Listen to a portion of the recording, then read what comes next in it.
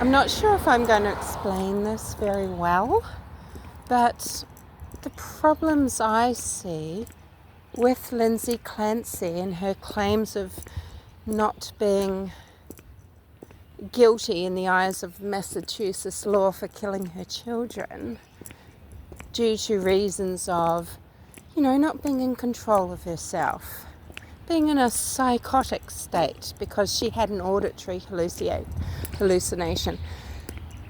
The problems I see are that, there's different types of hallucinations. There's auditory, there's visual, and there's also delusions that come along with psychosis, and not everyone has delusions. Sometimes you do just have hallucinations. And I think a huge problem is that the Clancy team are trying to retrofit or retrospectively add in to Lindsay's history the aspect of delusion, and somehow attach so much more important meaning to an auditory hallucination that she had, and trying to make the jury believe that she had plenty of auditory hallucinations before she killed her children. And Dr. Ziesel's been very problematic for Red, and I'm not going to delve quite into that now, but what seems to be the problem, and this is just my view, I know it's just one person's opinion based on my life experience, based on lived experience and other things, is what Lindsay was experiencing isn't delusion. It's not a delusion to just believe that, your kids will be taken away if you're sick, because there's a fear, that it's a normal fear that people have, because it's kind of a reality. I mean, they wouldn't be taken away though, but yeah, she'd be put into hospital and kept there until she was well. So she'd be separated from them. They'd be with Patrick. So it's not a delusion, and it's certainly not a scary delusion such as would prompt an altruistic homicide. And I can tell you now that you can have hallucinations, auditory ones, and it doesn't mean you need to act on them. This is part of what is scary about these things, is that hearing these things does terrify you and can really add to what people think of or know of as the negative effect or the negative symptoms, because there's a lot going on in your mind, a lot of worry and concern, even though you might be just trying to have an interaction at work or perform tasks and things like that, and so it gives a more subdued effect, a blank effect, or can change speech patterns and things like that. But are we thinking that kill them so you can kill yourself? That's not a delusion, and it's more like an intrusive thought. And we don't even know if these are auditory hallucinations or intrusive thoughts. And a good mother, a lot is being made of this, you're a good mother. Lindsay had to have that affirmation from Patrick, that constant reassurance. You're a good mother, people would have to say to her. A good mother makes sure that those fears and action, those fears don't turn into action. When they do get that frightened, they will take steps. And Lindsay didn't take the steps. She's a selfish mother. She's not a good mother. She's the selfish mother who uses an excuse about thoughts that she had or feelings that she had to kill her children. And I don't believe there's enough there to state that she was in such a state as to not know that it is wrong to do so and not know to stop herself. I think she was able to stop herself. I think if you look at the way children are killed, yes, it is more common that all children are killed in a case of postpartum psychosis murder rather than just picking one out. But the mode and the way it's all happened, it doesn't gel. It's more sociopathic, and I don't care what Dr. Zeisel is trying to say about, hey, I gave her the hair test to see how psychopathic she was, and I reckon she's not. I don't care for anything that old gentleman has to say because he's a crony. There's cronyism going on wholeheartedly with him in red, and it's very problematic. But what am I saying? I'm saying her hallucinations don't equal psychosis, because I don't think they're hallucinations, and just to hear one once and then not to be absolutely in a mental state afterwards. She never heard one again. It just doesn't ring true, even though, sure, you can have just one psychotic episode. Is it an episode for 45 minutes or not? I don't believe the prodromal phase is there for discovery, which it would be absolutely in true psychosis. That's not showing up in retrospect. Nothing rings true. She wasn't having delusions whereby she believed her children were going to be saved. It was just so that she could kill herself. Oh, how convenient. It doesn't make sense. There's no sense. And you might say, well, psychosis doesn't make sense. I think you understand if you're...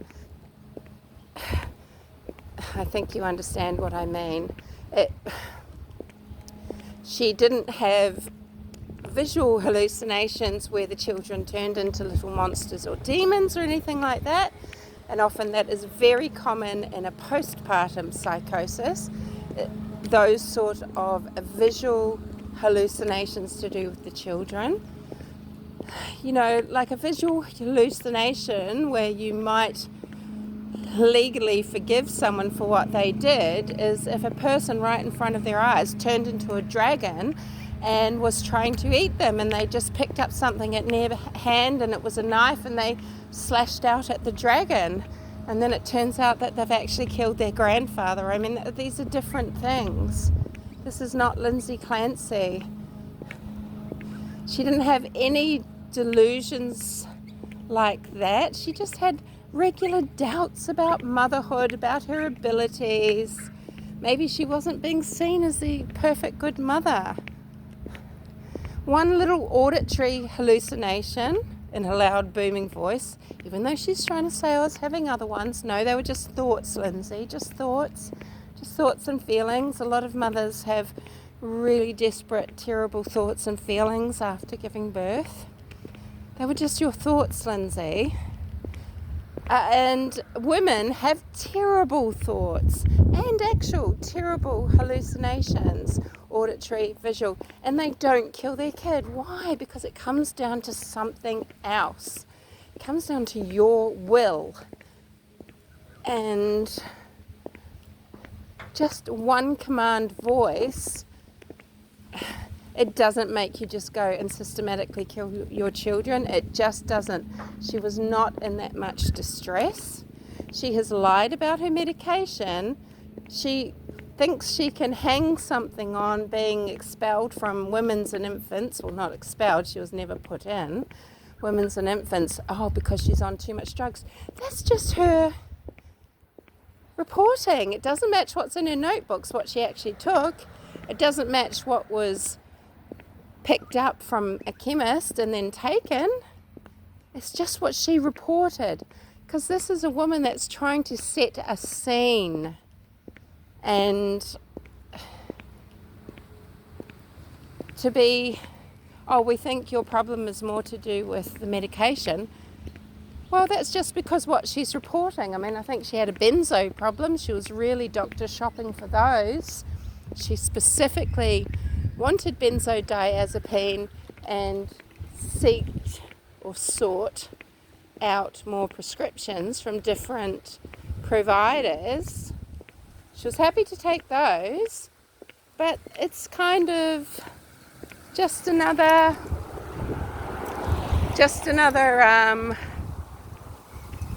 part of her narrative that I'm worried that I'm addicted. But the doctor, she could have let Dr. Tufts worry about that. Dr. Tufts was taking care of her in that regard, would have titrated her up and then titrated her down. It's the benzos that are getting you to sleep, Lindsay Clancy. Oh, but those are the ones you don't want to take. And look, this woman is a liar. She's a manipulator. She's done this to everybody in her life. This is what evidence is showing. And she's doing it to members of the public and the jury. Trying to. Anyway, I think people are coming around to the truth of Lindsay Clancy. To the truth that this is a woman with mood disorder. This is a woman with personality disorder. And those things, that is not a judgment on people living with these conditions because, there's something else, okay? There is something else at play, and I think it's a common thread between the women that actually go through with things, you know. Women murder at nearly the same rate. They murder their children at nearly the same rate men do. Are all those women with postpartum? No. Where are all those cases? No. They just do.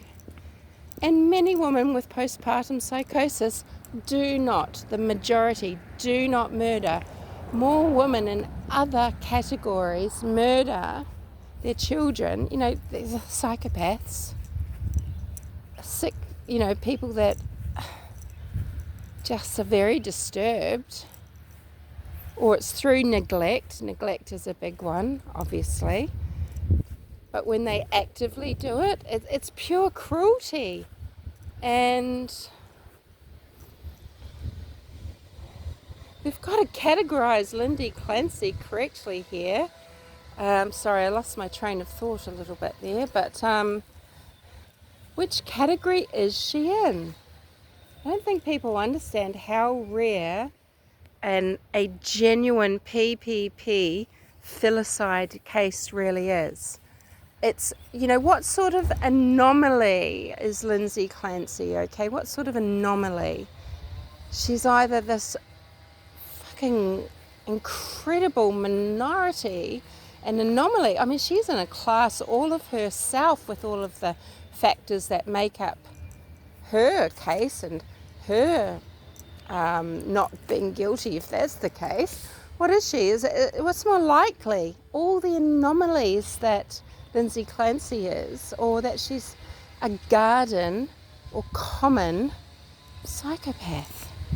I know which one I'm going for. I'm going for the psychopath because I believe that's what she is. I think it's very clear. People don't understand. They don't get it. But what did she want? She wanted to check in with Patrick. Are we okay? She wanted to ask him 11 days later. But are we good? Hey man, are we good? Husband and wife? No concept of things, you see, for what normal or, more usual empathetic human beings would feel, okay? Because things are so black and white with a psychopath. Oh, but the problem was the kids. But, so now they're out of the way. On we move, sort of thing. It's honestly how they think, and it's really hard for regular folk to get their head around it because it's just so, it just can't seem to be right. Is that really right?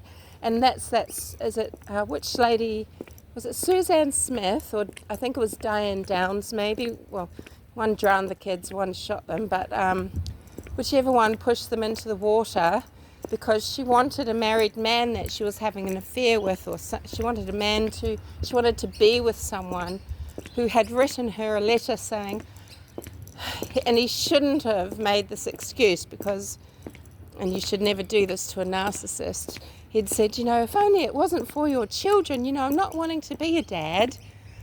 The psychopath thinks, oh, okay, well, I'll just get rid of those kids, and okay, well, why aren't we together now? What do you mean I murdered my kids? They don't, they don't get it. They think, well, that'll solve everything. Get rid of the children and things will move on their merry way. Obviously, the gentleman was making excuses to a woman that he was just having a sexual relationship with. Anywho,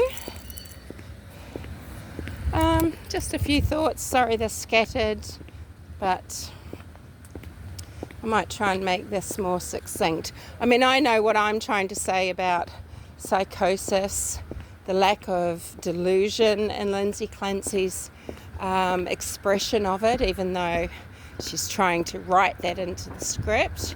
She wasn't suffering delusions. The fact that she's trying to make out that her inner thoughts, her horrible thoughts, or her feelings of failure and her worries and just regular things, she's trying to make those out into hallucinations, not internal thoughts. And she's trying to have us believe that one of these hallucinations was just bigger and badder than the others, and the instant she heard it, she just had to obey. I mean, good mother, you go, no, I won't. You go, whatever it costs me, I'm not doing that to my children, but I had to kill them so that I can kill myself. That sounds like a psychopath, not a person under psychosis. You don't get it. If you don't get what I'm saying, then you've never experienced it personally. And even though psychosis is different with everyone, I think people who have had it will get it. And it's just not how it works, Lindsay.